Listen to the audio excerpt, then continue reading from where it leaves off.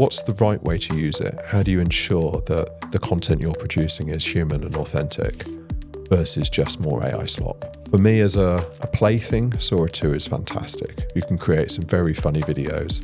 And initially you could create some videos that were definitely in breach of copyright, although they're now improving those controls.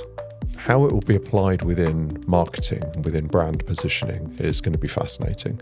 It is going to be very difficult to understand what is real and what is fake content. And those deep fakes of various industry professionals, leaders, government members will continue to be made at scale. And you really aren't going to be able to tell what's real or not. I don't think it's doom and gloom. I think we need to look at how we position ourselves to have the skills to have a conversation with people, to care for people, to understand how to solve their problems, and then hand off the delivery to AI and robots so that we're working in combination. Hi, I'm Freya. Welcome to the Skynet Chronicles, Business in the AI Age, the podcast that dives deep into the world where artificial intelligence meets business. Join us as we explore the latest trends, challenges, and opportunities in this ever-evolving landscape. From innovative startups to established enterprises, we'll uncover the secrets behind the successful integration of AI technologies. So grab a cup of coffee, sit back, and get ready to unlock the mysteries of business in the AI age. Hi, and welcome to Skynet Chronicles. So in this episode, I'm going to talk about some of the latest advances in AI and some of our services and offerings that can help you in your adoption of technology within your business. So I hope it's useful to you. I look forward to your feedback. Here we go. Recently, Channel 4's Dispatches program did a series, well, it was an episode with 4 different elements on will AI take your job? And they looked at 4 different job types and had a direct comparison of a human performing the role versus AI performing the role. And it was an interesting showpiece, especially around how the host for the entire program was obviously simulated, and they gave that away at the end. So even that person wasn't real.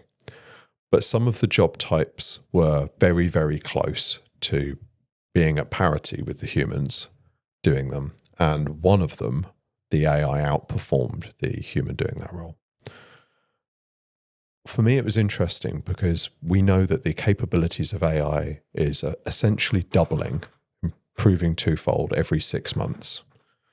And that may not be apparent in terms of how you're using ChatGPT, how you're producing images, how you're looking at music creation. But if you look at the entire industry, it's accelerating and it's moving incredibly quickly. And so all of the capabilities that are around us now are as bad as they're ever going to get.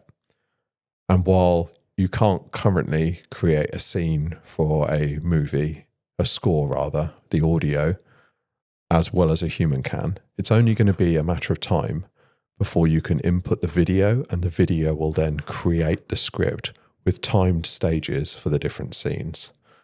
So we can already see how the technology that's out there now can be improved using learnings and lessons from other industries and other ways AI is being applied in almost every way. So it doesn't really matter how you're looking at artificial intelligence now, which tools you're using. If you think it's already good enough, you're probably not using the full capabilities of what's there, but also it's going to keep on moving. And if we look at the recent release of Sora 2, it's effectively a TikTok or an Instagram app, but it's also an underlying video creation technology where you can create a cameo, a version of yourself that you can use exclusively or you can make available to others, that you can then produce realistic lifelike video, which currently has a little Sora watermark on it, although there are already watermark removing tools that are taking that off. And those videos, while meant to be within the Sora 2 app, are already leaking onto TikTok and YouTube as people post them. And it's becoming very challenging to know what's real video and what's been created because it is breathtakingly close. That technology is also available over API. And so it's impossible to create batches of videos to create content for a business that is entirely simulated. And while it's a relatively new capability, it will be everywhere. And that raises challenges for how you as a business present yourself online. Do you lean into these capabilities? Do you create a load of video content that is representing your brand? It can be on brand, but what's the right way to use it? How do you ensure that the content you're producing is human and authentic versus just more AI slop? For me, as a plaything, Sora 2 is fantastic. You can create some very funny videos. And initially, you could create some videos that were definitely in breach of copyright, although they're now improving those controls. How it will be applied within marketing and within brand positioning is going to be fascinating.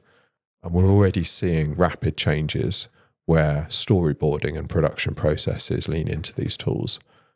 And it's inevitable we'll see simulated video almost everywhere within our lives, and it will be indistinguishable to our eyes as to whether it was AI created or not. There may be watermarks. The watermarks will be enforced within the EU, but equally, there will be people who are happy to remove those.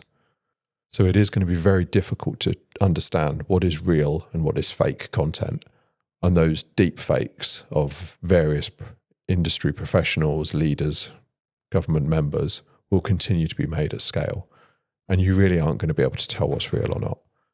So you're going to have to go into things with a questioning mindset and say, okay, this is probably AI created, and make sure you're validating your sources if you're quoting something as truth. So Sora 2 is moving quick, but the whole industry of video creation is moving at breakneck speed. And Hollywood is on warning because it used to cost hundreds of millions to make a big film. There are already people producing feature-length movies of all sorts of different themes entirely with AI. And while they're not Hollywood grade yet, it won't be long until they are. So it's going to be fun times. One of my favorite AI tools to use at the weekends is a music generation tool called Suno. And I don't use it often, but it is a great showpiece of what's possible. You can put in any concept, any combination of music, and effectively you're using a prompt to create a song. It will produce 2 different versions of the song, and you can then choose the one you like, which it will also add images and videos to if you like. It's an amazing tool that demonstrates how prompting is moving beyond just language models into audio and music creation.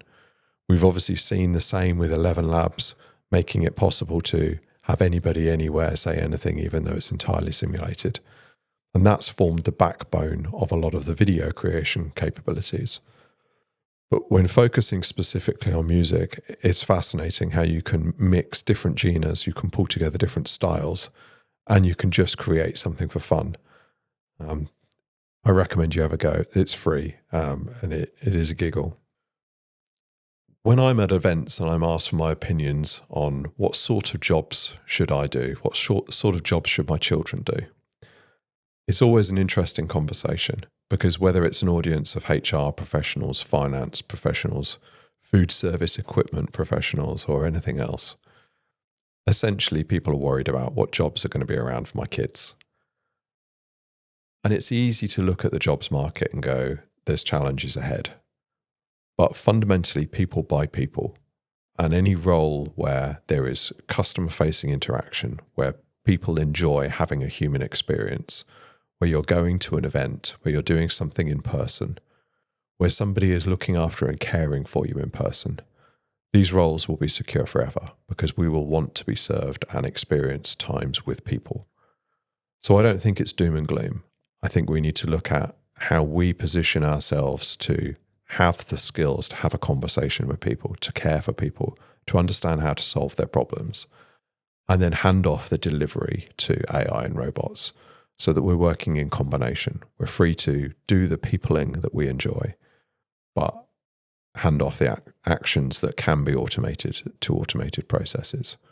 So jobs like plumbers, electricians, sparks, carpenters, they'll be around for a long time. Nurses will be around forever. Carers will be around forever. But really, those jobs that focus on human experiences, I think, are going to be a key area to focus on. How can you bring people together to experience something new that they'll have a memory of for a lifetime? Because that's going to be something that we'll continue to value.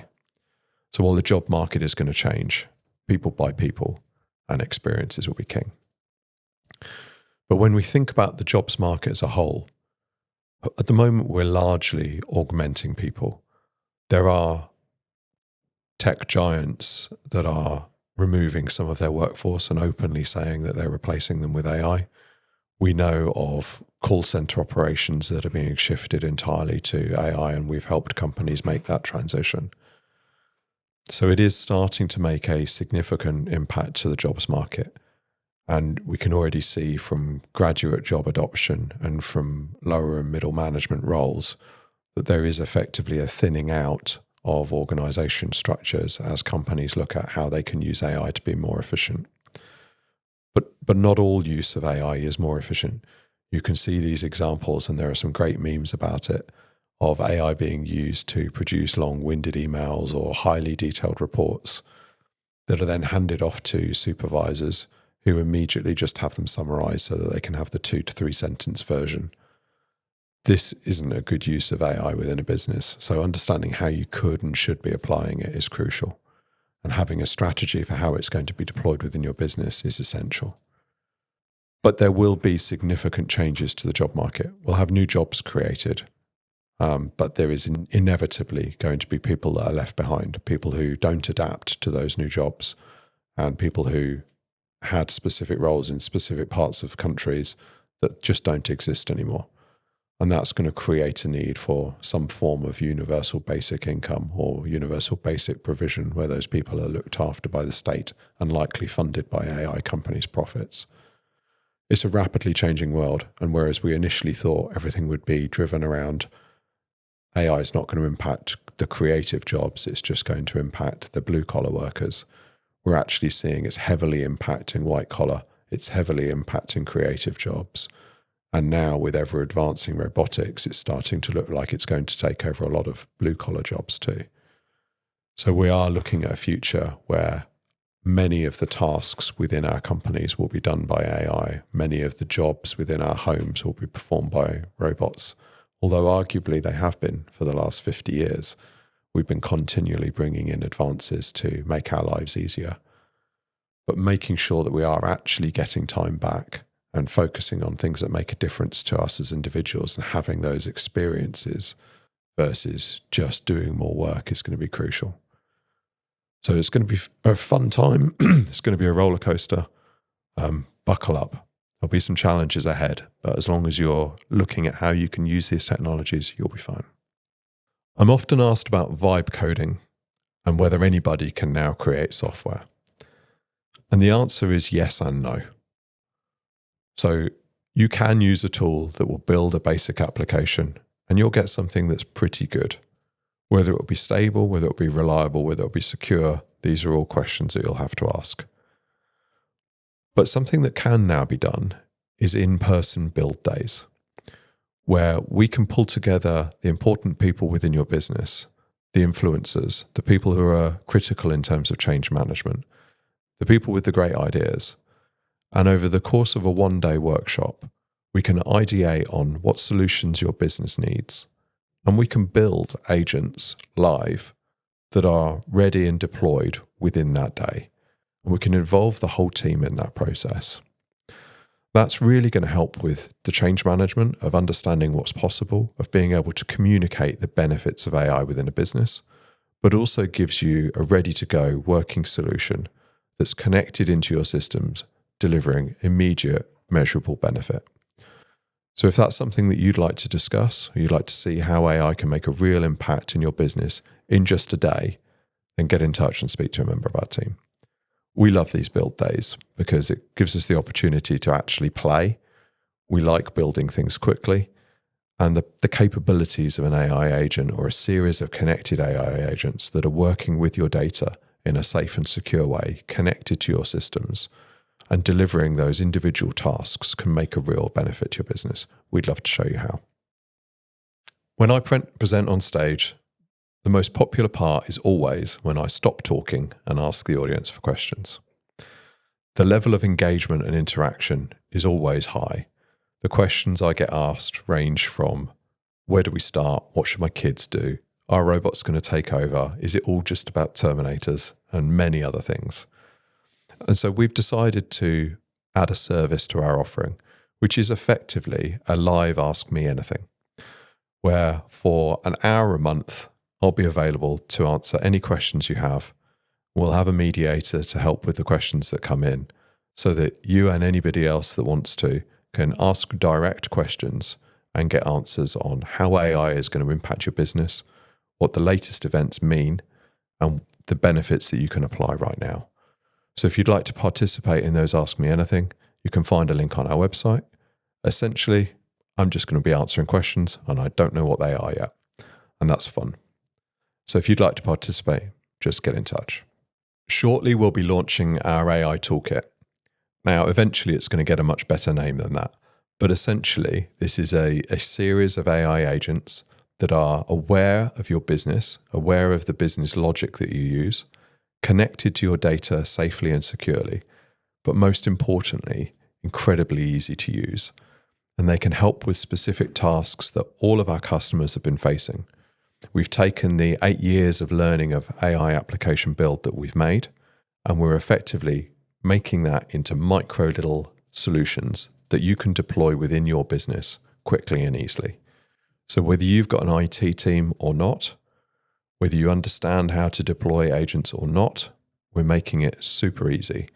And so when our toolkit launches, you'll be able to quickly connect the data within your business to an underlying backbone of APIs, which sounds complicated, but I promise you it's just click and approve. And that then gives the toolkit the awareness it needs to start making recommendations and to start demonstrating the power of AI within your business. So whether that's understanding competitive threats, helping you reduce your subscription spend, helping you to understand IT issues, helping you with your marketing, identifying the key trends within your business, or acting as a board of advisors, our toolkit's going to be there to help. It's going to be reasonably priced, and hopefully we can help all of your businesses improve through that application of AI. The term of AGI is being bandied around a lot at the moment, artificial general intelligence. We used to just talk about artificial intelligence and whether it was actually intelligent or artificial. And now we're talking about artificial general intelligence, which is effectively an autonomous intelligence that is smarter and better than us at the majority of tasks. It's a difficult definition to manage because it evolves over time. But I think if I look at the tasks that I do and ask, can AI already do it better? I'd argue we already have artificial general intelligence, or at least AI is smarter than I am. When I plug into AI, I'm effectively augmenting my intelligence, adding IQ points, adding access to information. But the ability to complete tasks in terms of writing, in terms of ideation, in terms of music creation, in terms of image creation, video creation, is all beyond my abilities as a human. So we're moving into this environment where AI is effectively becoming a teammate. We can choose to augment ourselves and lean into these capabilities and hand over more and more responsibilities for task delivery to AI. Or we can choose not to. And if we choose not to, then we're left behind by the people that do lean into them. So essentially, we're going to see a transition of more and more task responsibility and decision making to AI as these forms of intelligence get stronger and more capable. Some may think that's a scary thing. And for a job market, it is definitely a serious consideration. But in terms of the efficiency within a business and getting more done and allowing your people to focus on the things that they enjoy, it allows us to hand off some of those more menial tasks to AI so that we're more efficient as a business. And I think you can do the same. So looking ahead to 2026, what are your plans for AI? Have you put in place an AI strategy for 2026? Are you looking at how your team are going to take on new technologies, how you're going to be deploying them, how you're going to measure their success? That sort of planning is crucial. And if you need help with that, then myself or a member of my team are very happy to help. We can help you deploy a policy. We can help you create a strategy. We can help you workshop how your team could work together to make the most of these technologies. So if you're still thinking we're not really sure where to start, reach out and we'll find a way to help you.